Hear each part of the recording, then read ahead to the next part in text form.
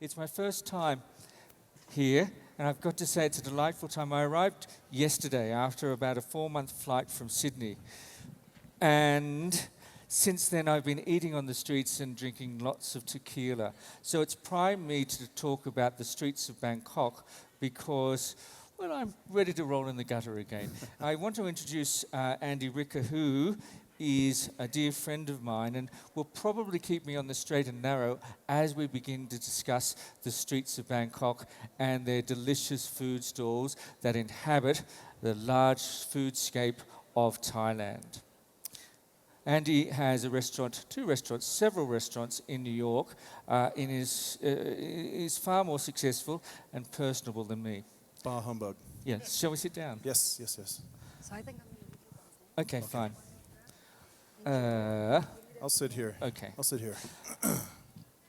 I think the thing that needs to be talked about first is Bangkok and the Thais. The Thais love food. Thank you. I know of no other nation. I've traveled the world, not necessarily drinking tequila, but I've traveled the world and I've never seen a people who so relish eating. If they're not eating, they're in the market buying food. If they're not in the market buying food, they're in the kitchen preparing that food. And if they're doing none of those things, they're asleep dreaming about food. Such is their preoccupation, I think that really eating is the national pastime, and certainly given the political squabbles that are currently occupying Thailand, it's the one thing that unifies the nation. It's the one thing that Thais have in common. I think, Andy, you've found that, haven't you? I think that's one of the things that attracted me to Thailand in the beginning, as well as you, is the fact that Thai culture is food culture.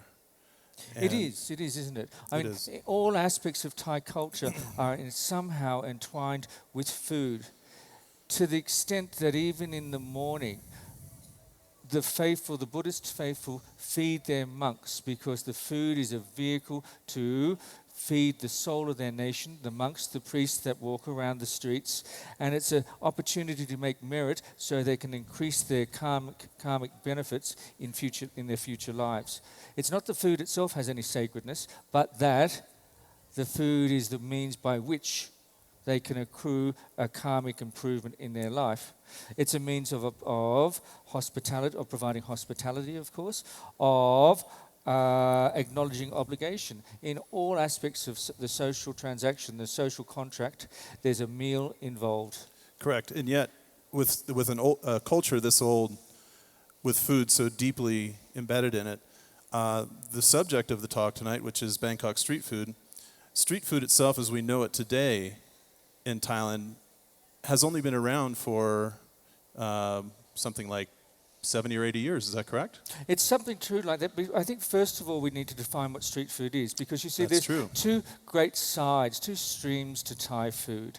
And the first one is the pure Thai food, the food that's eaten at home. It's the food that's regional, it's the food that's Bangkok. It's the food that people have privately. And it's food that's shared. It's rice eaten with several dishes that might include a curry, a relish, a stir fry, a soup, but it's meant to be had with several people where you have a plate of rice and several dishes going down the center of the table. It's where a family shares maintains their relationship, really. Strengthens the relationship, maintains a relationship. And fattens the the little kiddies too. Yeah. That's the traditional Thai food. But there is another as equally delicious type of food too, and the street food, which is the subject of which we'll eventually end up talking about. And street food, as Andy was saying, is a relatively new phenomenon. What do you think Thai street food is? Well, how would you define it? I'd say it's food on loosely. the hop. It's literally called ahan jandio, which means single plate food. First of all, it's food that is not shared because it's presumed that you are eating rather quickly. It's a snack. It's also food that's a hybridized cuisine. It's Chinese mixed with a little bit of Indian, some Malay, some Cambodian, some Vietnamese, and Thai as well. So what you're saying is Thai street food is fusion food. I'm saying that you can chart the history of a nation, of Thailand in this instance, and the various ethnic influences by the food that you can find on the streets. And so you had waves and waves of Chinese immigration that go back hundreds of years, but they came en masse probably in the late 19th century, and they brought with them a different type of eating culture. Because most of the Chinese who came were coolies, people who were escaping from the poverty and the political chaos of a crumbling kingdom or empire, the Chinese empire at that stage, and they went to Siam, as Thailand was called then, to find a haven, a well-paid haven, and they sojourned there. That is, they stayed there for a certain period of time in order to earn money to go back home. So they went there, they were not established there, they couldn't cook there, but they ate there. And there were clever entrepreneurs who provided food for these rather homeless, often destitute coolies. And it could be as simple as boiled offal soup. Which you can still find on the street today. Indeed, or noodles. And right. these strange new implements entered into the Thai repertoire, chopsticks. Right. A whole different way of eating became a Thai way of eating, but not in the 19th century, because you see that style of eating, those transient dishes, stayed within the enclave of the Chinese, of Chinatown, of Yarawat, of where the mercantile Bangkok worked and operated and ate. So at what point do you think street food became widespread and common? Because it certainly is now. I think that in the 1920s, Andy, 1920s. the Chinese started to spill out of the enclaves and into Bangkok proper, and brought with them, as they married into the Thai community, their eating habits. And so noodles started to be seen on Thai menus. Some of the history that I've seen, they show that they have that. And they were considered a novelty. Not quite as good as Thai food, but a novelty nonetheless. It was only really as Thailand started to industrialize that this unusual habit of eating on the streets started to carry weight with the rest of Thai society. Because you see, before then, most Thais were farmers. The food of the Chinese were the urban creatures, along with the courtiers who lived in their grand estates. But the food of the Chinese was urban food. Right. Most Thais did not live in cities, they were farmers, and so therefore when they went home, they did not go out for dinner, they did not go out for snacks, they worked on their paddies and went home. And who did the cooking at home? Women, of course, and you see that's one thing that did follow through in Thai street food as well, is the majority of women actually provided, cooked and served street food. Right. And so what happened was, as Thailand began to industrialize, the Thais themselves moved from their farms into the cities and didn't necessarily have the means by which to cook. So really, Thai street food as we know today came about when the cities became the center of civilization more than the farming. As Bangkok began to industrialize and people came in and didn't have their family, their hearth, their kith, their kin and their food to bring them back home at night, because they were far, far, far away from home. And so you had some entrepreneurial women who were the traditional providers of food and worked in marketplaces, but also a new range of people, the male descendants of the Chinese, who also provided a different type of eating, where their stir fries provided, or rice noodles provided, or the famous quintessential pad thai. Sure.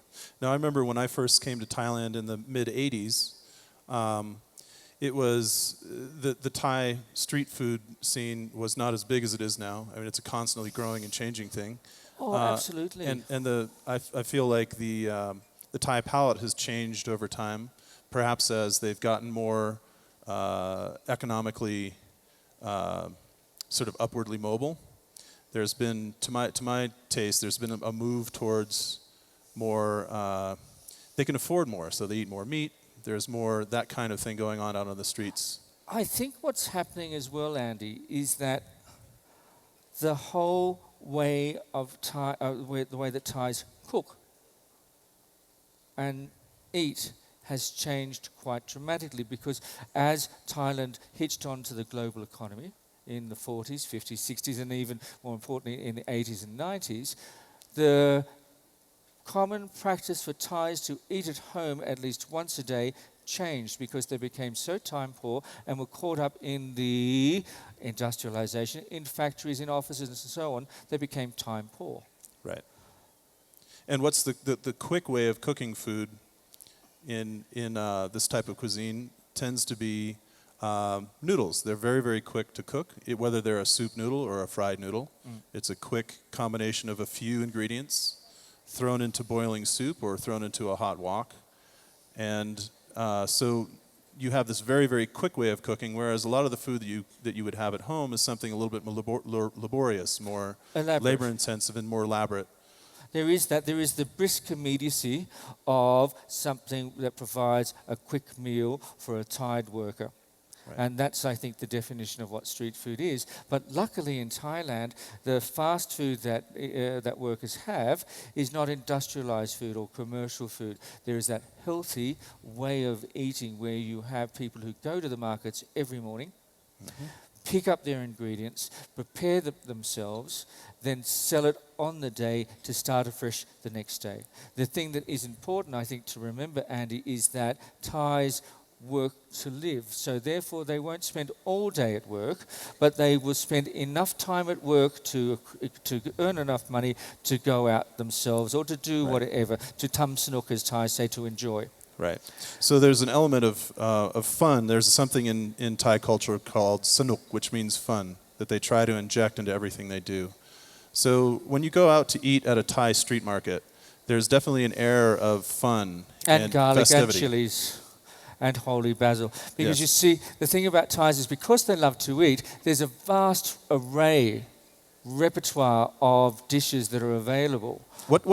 You wrote the book, Thai Street Food? Yes. What are a couple of dishes? What are a few dishes that people that are so ubiquitous in Thailand as a street food that you might not see in the West? To me, one of my most favorite dishes is pad bai grapao, which is some holy basil stir-fried with some minced beef. Originally it was minced beef, seasoned with some fish sauce, eaten with lots and lots and lots and lots of chilies. It's damned hot. It's bloody hot. It's extremely hot. It's mind-snappingly hot. It's fantastically hot. It's addictively hot. You need to have it with a fried egg. It's that fucking hot. Called pet. Pet markup. Yeah, pet markup. Clearly there's some English speakers in the audience. Damn. I better clear up my... Name a couple others. What might you find that... The thing about... Let me just stick with pad bai grapao because it's a classic example, because you see it is stir-fried in a wok, and one of the wonderful things about that is that you can go to some places where they'll hand mince their beef, or you can order pork or chicken occasionally, or even prawns. They'll have their garlic, which they'll smash to order, so it hasn't even oxidized. And Thai garlic is liltingly sweet. It's soft and wet and delicious. It can almost be eaten raw. Often there are several dishes where you just eat the garlic raw. The chilies themselves make Mexican chilies seem like little chicos. Well, I don't know. The habaneros are... No, hands down. Hands down, Thai's chilies are just that little bit hotter. And you mix those together in illiberal amounts.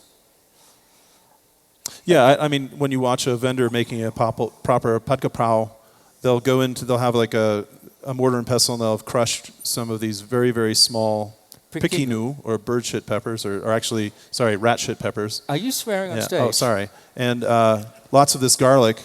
And for one small portion, they might have up to like 2 tablespoons of this mixture. Clearly you go to a very polite little place. Okay. We go hand in hand. Like heaping tablespoons. Yeah, not scant, but heaving. Yeah. I mean, it can be a manly dish, and it can be a memorable dish. And the way I like it most is when it's stir-fried very quickly. So you put your garlic and your chilies in, heat them through just for a moment or two, just enough for it to begin to become aromatic. Then you throw your mince in, which has a lot of fat in there, and you just stir-fry it briskly over a stupidly high heat. But the charming thing is that while some Thais use gas, there are still some Thais who prefer an older means of stir-frying, where they'll do it over charcoal. Charcoal with a fan blowing the coals to make a very, very hot fire.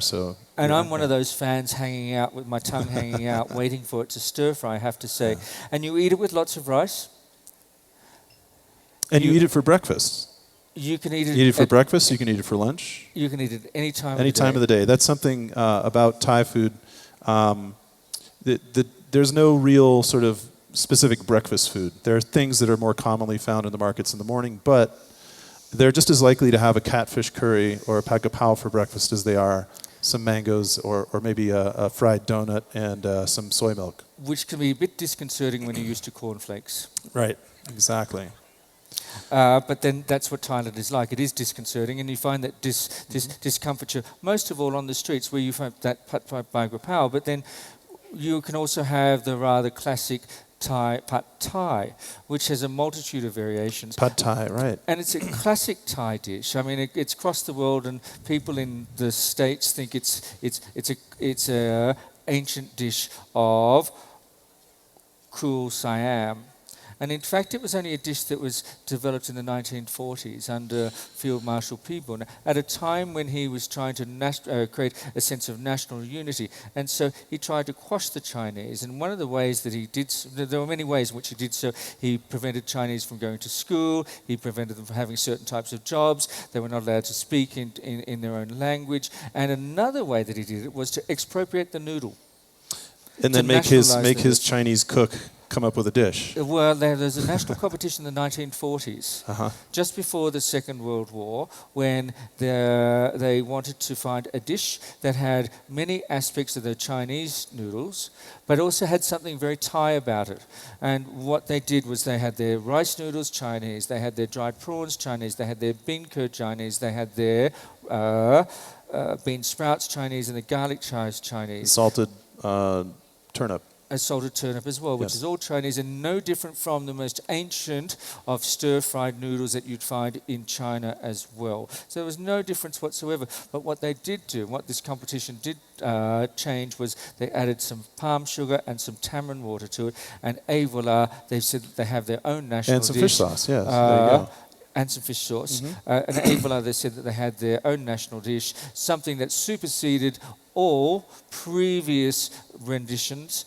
Pad Thai. Right, and yet this one dish, which has become emblematic of Thai street food, is not indicative of the diversity of it. There's so much more, not just of stir-fried noodles, but where you have, as we were talking about before, going on way too long, I suspect, of the pad thai pagapao with its stupefying amount of chilies and garlic. But then you have a whole range of rice dishes. Some that as Chinese of stir-fried rice. Simple, and yet when done well, delicious. Some garlic again minced to it and stir-fried, and a little bit of pork fat before adding an egg and then adding some rice. Simple, elementally simple. And then finishing with a little bit of crab meat. With simple and yet delicious. And this is the wonderful thing about street food, is that because it's fast food, it has a lot less ingredients than the arcane and elaborate dishes of traditional Thai food, cooked much more quickly because it's often cooked in front of you. Right. Now, there's something that a lot of people wouldn't realize if you go to eat in a Western Thai restaurant. You would think that Thai food is this monolithic cuisine, and it's not. It's very, very regional. It's very seasonal. And if you travel to different regions, the street food changes based on what the people do. Though what you do find, though, what you do find though is that the prevalent thing are noodles and these stir fries and stuff. But in Isan, you'll find people grilling chicken on the side of the street. Okay. And making somtam, though that's spread everywhere now. Yes and no, same but different. Same but different. Okay. Let me. I think yes. I understand what you're saying. Well, first of all, I think there is a lot of common dishes that are throughout Thailand on the streets because they're basically Chinese that have been Siamized. Right. So you have your noodles, your noodle dishes, your roast duck, your roast pork, all the dishes that are actually direct descendants of Chinese dishes. Come on, guy. Yes, right? White chicken, which are only just slightly changed and slightly involved to reflect Thai tastes, usually with the final bit of seasoning, say of chilies or of sugar or of fish sauce. Right. But what also now has happened, Andy, because Thailand has become time poor and fewer people cook, there's more of the traditional Thai food that is found on the streets. So that's where you find the regional variation. Sure. It's not in the traditional street food, but in it's how modern Thais eat. And because Thais love eating their own food, but aren't necessarily able to cook it as much as they used to, you'll find the more entrepreneurial of street stall holders cooking food from those regions. Which leads me to the next question: is the state of street food in Thailand now? Where is it? Where do you think it's going from here? Well, it's full of foreigners cooking it. I say that there's a French guy actually selling somtam or steam buns or something on the street in Yawalat right now. Oh, so that's actually true. Worse, Andy. There's a preposterous Australian running an entire restaurant there too. Right. I've got to say, but that's not on the streets. But he belongs on the streets. One of the things. Earlier on I mentioned that you can chart a nation's history through the street food.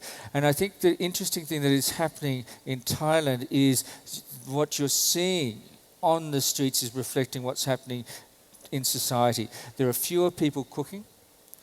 As you mentioned before, in the 1980s, when I first went to Thailand, around the same time as you did, there was a certain shame and opprobrium attached to people eating out too often, because if one ate out too often, it suggested the house was not being maintained to the proper standard. That is, providing food.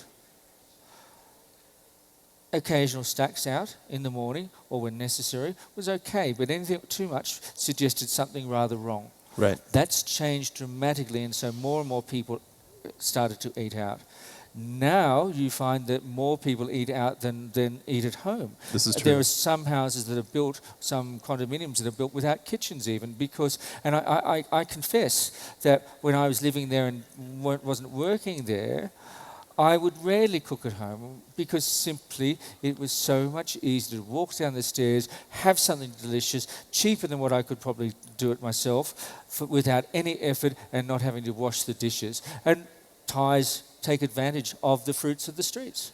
Exactly. And so you see that change in eating habits where the public stomach is turned inside out, and now there is public dining more often than there is dining at home. And there's also a fair amount of outside influence on what people are eating on the streets these indeed, days. but there's always been that. But yeah. That's one of the things that when writing that silly book that I scribbled a few years ago, was how much impact and influence foreigners had on the streets of Siam. It was if that was the corridor, the avenue by which people could enter into Siamese society. As the Chinese did, as the Malays did, as the Cambodians and Vietnamese did, they brought with them their culture and their food, but because of the way that society worked there, they could not hold traditional jobs because there are certain jobs reserved for Thais.